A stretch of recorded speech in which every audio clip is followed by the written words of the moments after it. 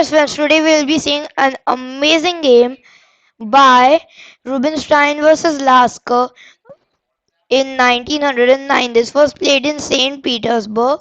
So let's start the game. This is actually the first encounter of Rubinstein and Lasker. So d4, d5, knight f3, knight f6, c4, e6, bishop d5, c5. So c5, black tries breaking the center, but this is just the traditional variation, and we transpose to the Tara's defense. And yeah, white had an isolated pawn. Now black had an isolated pawn. Now white is a pawn up, and white will gain that pawn back. But this long castle is a careless move. There was no reason for black to desist from his intention of capturing the g pawn simply because white has omitted queen e2 check. Uh, Even as a matter of fact, after bishop takes g2, rook g1, queen a5 check, queen d2, queen takes d2 check, king takes g2, bishop e4, black would have been quite comfortable. So short castle. And now rook at e8. And now rook c1. This is a very subtle move with the threat of rook c5 and d5. But yeah, Lasker finds it, and Lasker had a threat of rook takes c3, and this can certainly go with black's threat of rook takes c3.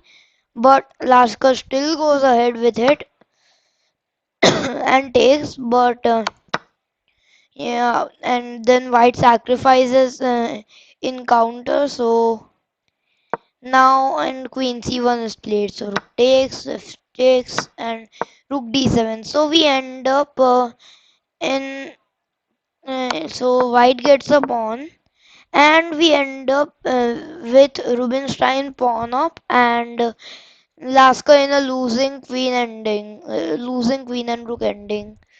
Um, Actually, rook c4 is quite the move because there's a splendid idea behind it, which is to play queen a8 check and end the game at once because king e7, rook e4 check.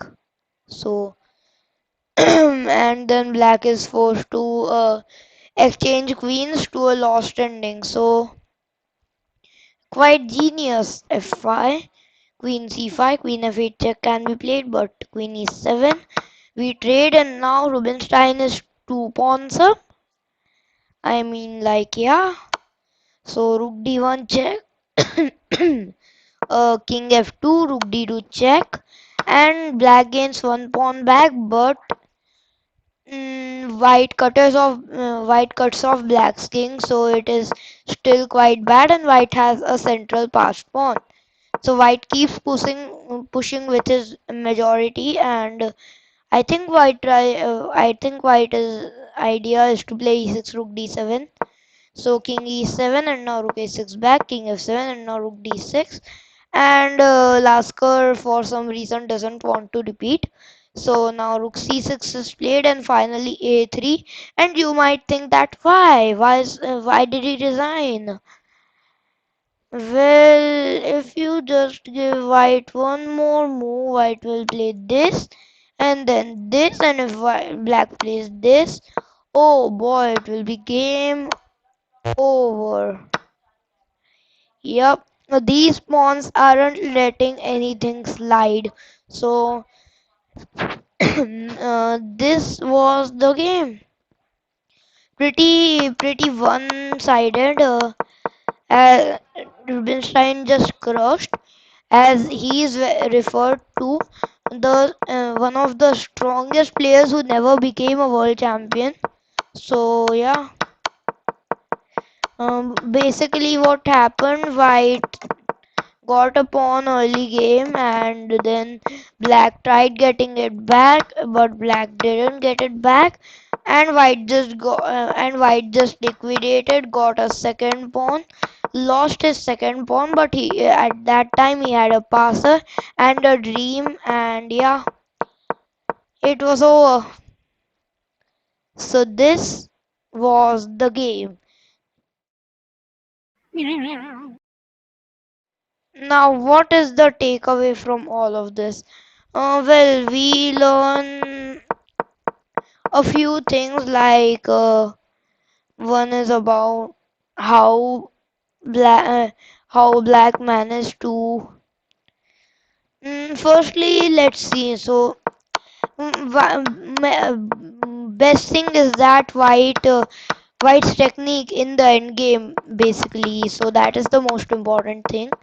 In the end game, Rubinstein firstly got his rook to an excellent position, cutting off the opponent's king, and then he just pushed his pawns forward and his king forward, and and he tried to make use of the passed pawn, which he did.